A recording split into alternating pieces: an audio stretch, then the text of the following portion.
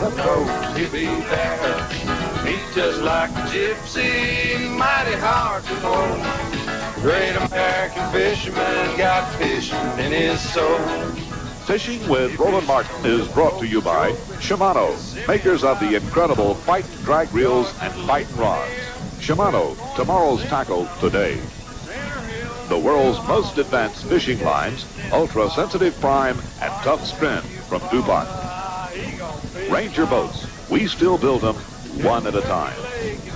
Minn Kota, quiet power catches fish. And by Little Stinker Catfish Bait Company, the catfish bait in a tube. The Ozark, he loves table rock. Bull shows on the White River, he ain't gonna never stop.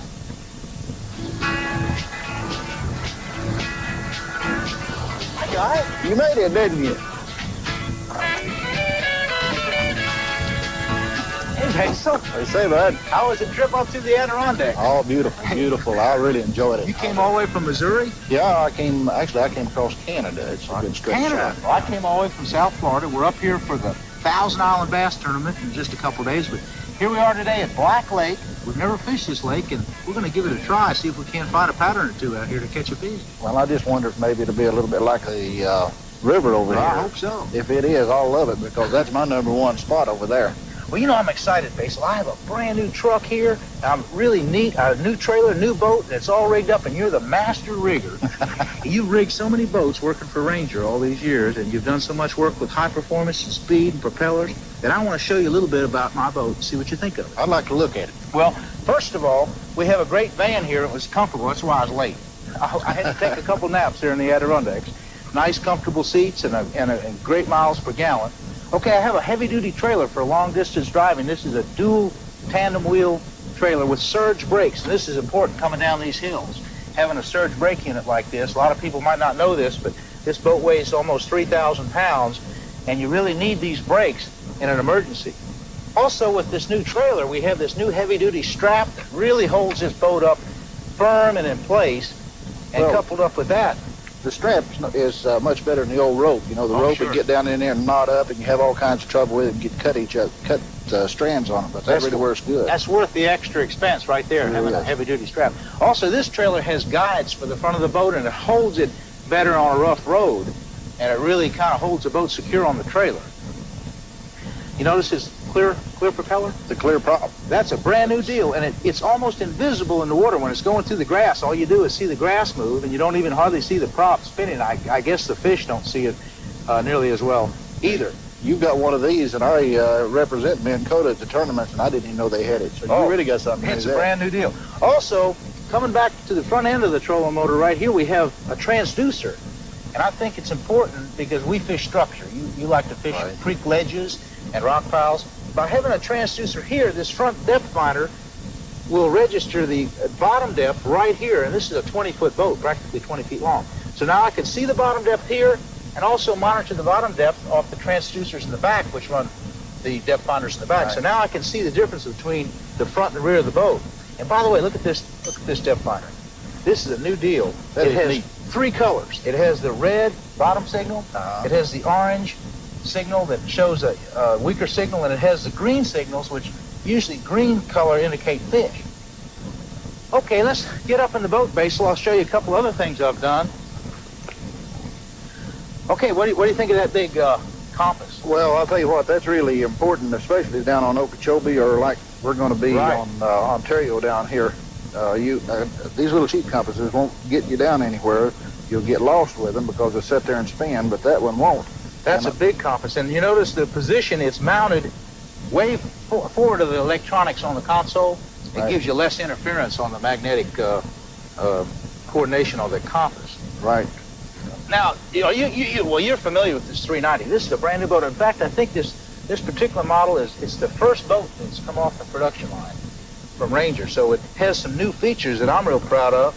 Number one, this lightweight storage compartment. I say lightweight because in the front of the boat, Basil could tell you more about it, but you don't want to load your boat down in the front end. You want to keep your front end fairly light for high performance running.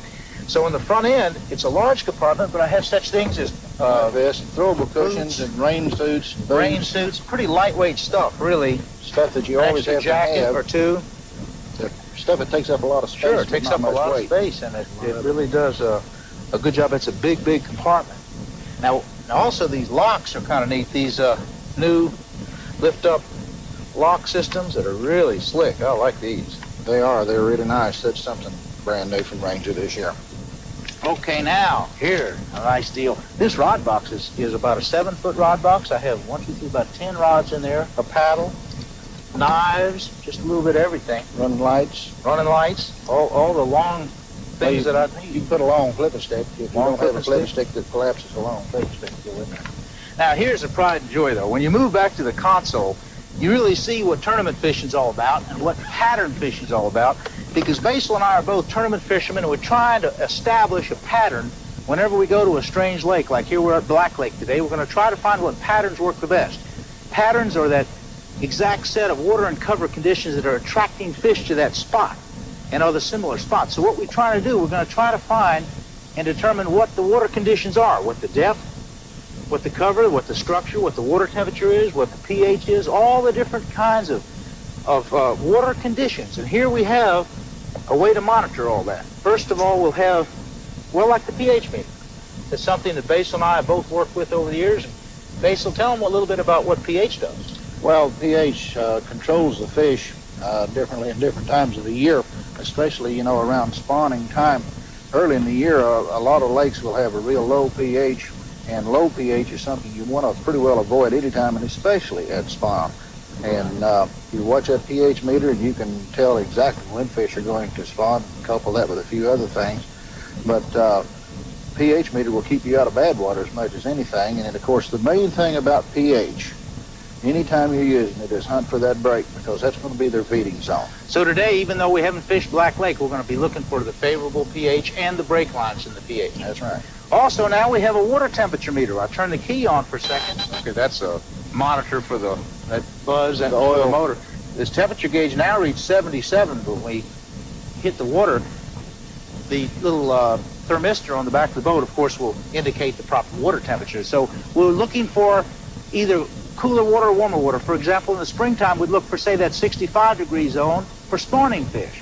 Now, this time of year, we'd want to find, again, warmer water back in the bays, because the main lake might be a little colder. So water temperature is a big indication of where to find good fish. Some of the other special features we have on this boat are a water pressure and engine temperature gauge, a Loran unit for pinpointing offshore structure. Of course, there's the console-mounted depth finder, which again shows your 3 colors: your bottom, red, your orange signal, and your green signal, which is say fish. So again, I have not only one depth finder, but I have another depth finder here, Basil, and this is an innovation that Basil came up with some 5 years ago. You recognize this? Yeah, sure do. Okay, what this is a board that Basil Bacon came up with to mount his depth finder on. And it's real nice because I can set that graph, say, in the seat. Now when I run the trolling motor, I can monitor the graph at the back of the boat. It tells me the depth at the back of the boat. I can see fish. I can see more detailed structure. Well, that portable graph mount on that board makes it real handy. You store it out of the way when you're not using it. The fuse panel is very accessible, easy to get to. Most boats you have to dig around and crawl to ever find them, and that one's right there, easy to get to. Let's see, I have a clock. Tell me if I'm late getting into the weigh-in. I have a fuel gauge, and speaking of a fuel gauge, this whole area under this seat. Now, Basil, you know the specifications of this boat. How many gallons of gas is there? Those 2 gas tanks hold 52 gallons total. Now, behind the seat, we have a big rod box, live wells in the rear, 2 big dry storage compartments in the rear, a large battery compartment with 3 batteries, a large oil tank for the oil-injected engine, and the trim and tilt for the jack plate. Speaking of the engine, Basil, I don't know if people know what trim and tilt is, but most high-performance engines have a trim. Now, that's the regular trim. That's up and down trim, or up and down tilt. Now, that's great, because as you want to increase your speed, you want to get your bow up higher, right? That's right. So you trim your engine out. Of course, when you take off, you want your engine down low. All the way under to take off, down. and then as you go, that engine will trim out and just start raising the nose of the boat. You want to trim it up. Now, for the ultimate in high performance, something that Basil has been using for years, and that's a jack plate. Watch this. The engine now with the jack plate, I'll come up. The whole engine rises vertically with this jack plate, and that is good for two things. One, in shallow water. That's right. And also to get the ultimate in the exact balance between trim and tilt. That's right. You get the maximum speed out of it. A lot of times, a quarter of an inch up or down make a big difference in how a boat performs, how it handles and runs.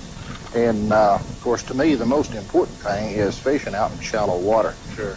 You and I can go back in places, and we get in real shallow water with our prop and everything that we have. We can jump right up on top and be gone, and they have to idle for 15 minutes to get out of there.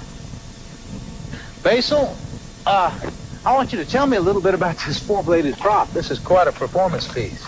Well, I'm really proud of that thing, Roland. This is something new. I think it's maybe something that everybody has always said never could be done, and that is the best of the whole shots and still have the very best top end at the same time. The whole shot is coming out quick. Right. Coming up out of the hole, being able to pull skiers with it, and then not cavitating. Whenever it comes out of the hole, it doesn't cavitate. It holds its bite. It get into turns. It never loses its bite. Well, let's go fishing and try it out. I'm ready. Okay.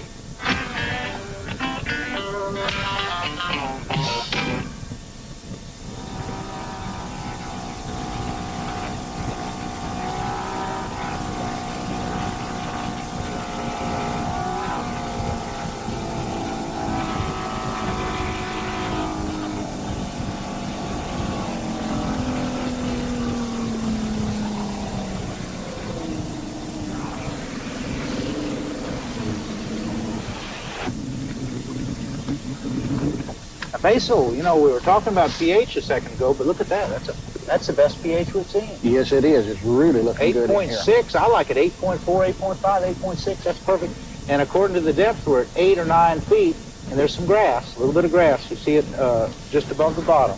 I guess this lake's got quite a bit like the river does then. Yeah. There's the bottom. The orange is the bottom, and then a little bit of grass above it. We have a rocky point. Now, one thing that I've always done in tournament fishing, and today we're essentially like we're tournament fishing. We're trying to find an easy pattern, something that's quick and easy, and points are easy patterns. Let's do the quick thing. Let's first find out what color we're going to use real quick. Okay. I'll try to figure that out. So. Okay. That's an essential thing too. Let's see. Let me drop it down. What do you think? I'm going to try a spinnerbait pretty shallow. So let's just try something down a couple feet. Yeah. Let's see. Okay. The white, and then the other secondary color was blue, so I think I'll throw a jig along there a little bit. Basil, I have a white spinnerbait right here. One of my big bass spinnerbaits. And I noticed one other thing. I noticed that on this temperature meter right here, it said it's 69 degrees. 69 degrees would be a good spinnerbait temperature. Should be just right. We got a little chop on the water. So 69 degrees, good pH, kind of stained water. We'll try it. Now, I think a point is something that really pays off, particularly if you don't know where the fish are. We ought to just try it real quick. Well, that secondary color was blue. You know, the easiest way to find fish to start with is fishing shallow, like we're doing today. Get her up against that bank and see what's up there feeding. Now, a good rule of thumb is start off shallow, work deeper and deeper. We don't make contact with fish on, say, this point. We'll just keep fishing out a little deeper and hopefully find some fish somewhere between here and 20 feet deep. Yeah, and if there's two people in the boat and there's no point in both of them using the same bait, you'll cover most of the shallow water with that spinnerbait, and I'll get on down and bump the bottom of this jig. We can cover a whole lot of it. Maybe we can figure out what's going on right quick. You know, one thing about these bass up here I found in the St. Lawrence River, seems like they're just a whole lot better on average size than you normally find. You know, most of our tournaments up here, it takes 3.5 to 4 pounds average to win a tournament. That's right. Now, Basil, we've made a half a dozen or so casts in the shallow part of this point, shallow grass. So if we don't catch a fish in the next cast or two, maybe we ought to swing out, maybe in 10 or 15 feet of water, and try a little deeper. Well, up close, there might not be any feeders up here, or they just might not be much going on. the milfoil seems to run out there for 30 or 40, 50 feet. Could be they're laying on the outside edge of it. I've seen them do that a lot over on the Thousand Islands area. Caught a lot of fish there. That's where Bo Dowden won that tournament, you know. That's right. Now, he was fishing about 10 or 15 feet deep. Yeah, he was catching most of the fish on a shelf, about 10, 12, dropping off into the deeper. Now, you said the primary color was white, but the secondary color was blue. Do you have a little blue? Yeah. Do you have a little blue trailer? I'll put one on a jig. Oh, you have everything in there. I got a sack full of something in there. We got them. I tell you, tournament fishermen, they have every kind of lure that you can ever imagine. I'm going to put this little blue crawfish-looking thing on the back of this jig, and it's got a little bit of green in it and a little bit of black. And now I'm set up for a little deeper water. Well, now we're out a little farther, Basil. We're on the same point, but now we're out in primarily 10 to 15 feet of water. We'll try it out here a little bit, see what happens. Well, they got to be somewhere, and we've tried everywhere else. If they're on this point, we ought to hit them. It's a beautiful looking point. Good looking spot. Points are so easy to fish. Yeah. There's a strike. I've got one now. Put it on. Yeah. Put it on. Hey, I tell you, the Black Lake Special. And this is the way we do it tournament style. Just make it, look for the pattern, come on out, fish the shallow water first, and voila, we got one. Oh, it's a little old bass, Basil, but yeah, look at that. Oh, he's a keeper. Huh? He's a keeper. Yeah. Well, New York Special. That ain't quite as big as they normally get here in New York. No, there's bigger fish around. You bet. He's not bad. Okay, let me see if I can't land him. Come on, boy. Little bass. Hell, I tell you what, though, that jig worked. Boy, the thing just fell out. Just so easy. But, he's a healthy little fish. Now, there might be some other fish on this point. We'll try it a couple Might be some bit. We'll try it a little bit. Back, okay? I'd like to catch him in the tournament next week. Wrong lake. Okay, wrong lake. Well, Basil. Yeah, I'd like to do that next week. Yeah, on another lake. Now, we're still on the weed line. Okay, it's about 10 feet deep here, so I'm just going to make a short cast. Come right down that same. That's just about exactly where I just caught that fish.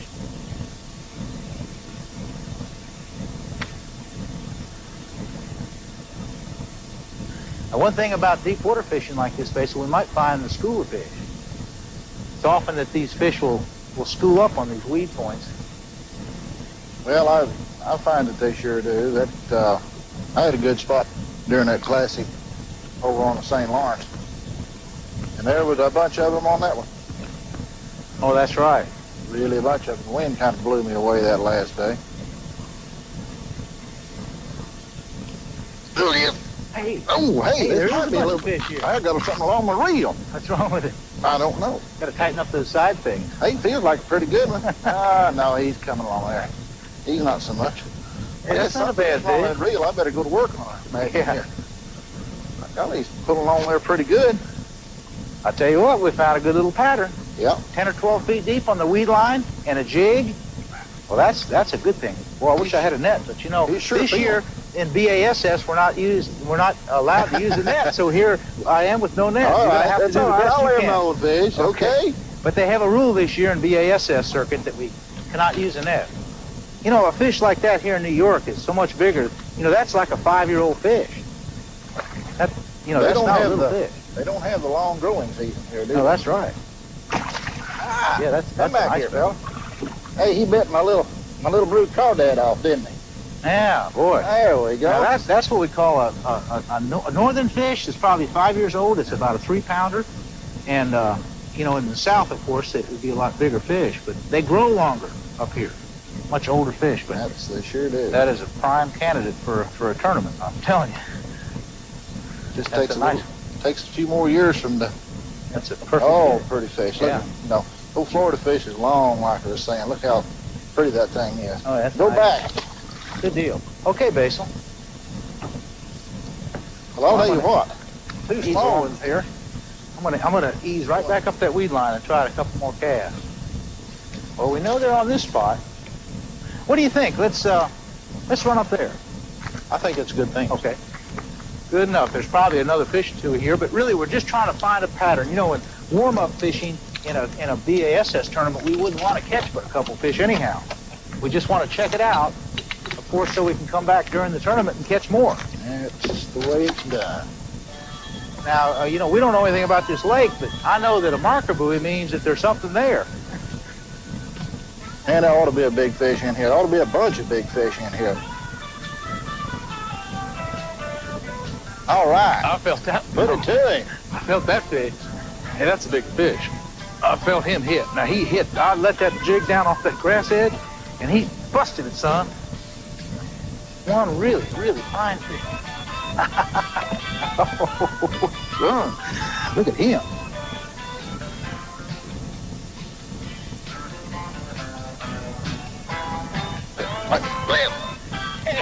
Oh, hey, I don't know if he's in the grass or... That's not bad, Basil. Well, that's the second fish we've caught. Yeah. Wait a minute, there's one. That's a big school here. I'm telling you what it's all about. See, if we could just do this next week in that tournament. There's really some good fish here. All right. I'm going to release this one. All I'm right. going to release that one. So we'll just let them both go. Huh? We'll Yeah, I just saw let another 'em both fish in the go. water. Boy, that didn't hook good. Saw another fish in the water. Oh, Came that off of that pretty? ledge. Love it, I Came love off it, of that love it. ledge. Came off of that ledge. There he is. I got him. All right, Roland. That's a good one. Look at this one, Basil. I'm telling you what.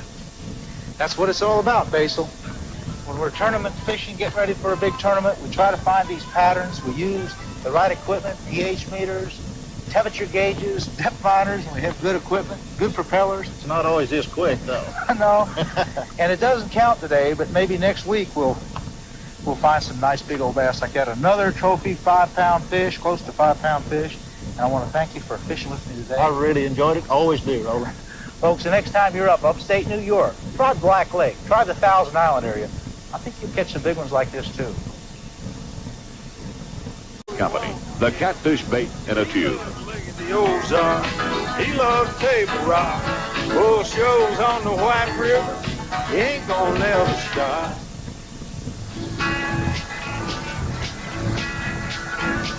I got it. You made it, didn't you? Hey, Basil, They say, bud. how was the trip up to the Adirondack? Oh, beautiful, beautiful. I really enjoyed it. You came all the way from Missouri? Yeah, I came across Canada. It's a good stretch. Canada. Well, I came all the way from South Florida. We're up here for the Thousand Island Bass Tournament in just a couple of days, but here we are today at Black Lake. We've never fished this lake, and we're going to give it a try, see if we can't find a pattern or two out here to catch a fish. Well, I just wonder if maybe it'll be a little bit like the river over here. I hope so. If it is, I'll love it because that's my #1 spot over there. Well, you know, I'm excited, Basil. I have a brand new truck here. I'm really neat. A new trailer, new boat, and it's all rigged up, and you're the master rigger. You've rigged so many boats working for Ranger all these years, and you've done so much work with high performance and speed and propellers, that I want to show you a little bit about my boat and see what you think of it. I'd like to look at it. Well, first of all, we have a great van here. It was comfortable. That's why I was late. I had to take a couple naps here in the Adirondacks. Nice, comfortable seats and great miles per gallon. Okay, I have a heavy-duty trailer for long-distance driving. This is a dual tandem wheel trailer with surge brakes. And this is important coming down these hills. Having a surge brake unit like this, a lot of people might not know this, but this boat weighs almost 3,000 pounds, and you really need these brakes in an emergency. Also, with this new trailer, we have this new heavy-duty strap that really holds this boat up firm and in place. And Well, coupled up with that, The strap is much better than the old rope. You know, the rope sure. would get down in there and knot up, and you have all kinds of trouble with it and get cut strands on it. But that That's really cool. works good. that's worth the extra expense right there, It having a is. heavy-duty strap. Also, this trailer has guides for the front of the boat, and it holds it better. No, he'll be there. He's just like a gypsy, mighty hard to know. Great American fisherman got fishing in his soul. Fishing with Roland Martin is brought to you by Shimano, makers of the incredible Fight drag reels and Fight rods. Shimano, tomorrow's tackle today. The world's most advanced fishing lines, ultra-sensitive prime and tough spin from DuPont. Ranger boats, we still build them one at a time. Minn Kota, quiet power catches fish. And by Little Stinker Catfish Bait. On a rough road, and it really kind of holds the boat secure on the trailer. You notice this clear propeller? The clear prop. That's a brand new deal, and it's almost invisible in the water when it's going through the grass. All you do is see the grass move, and you don't even hardly see the prop spinning. I guess the fish don't see it nearly as well either. You've got one of these, and I represent Minn Kota at the tournaments, and I didn't even know they had it. So you really got something. It's a brand new deal. Also, coming back to the front end of the trolling motor right here, we have a transducer. And I think it's important because we fish structure. You like to fish creek ledges and rock piles. By having a transducer here, this front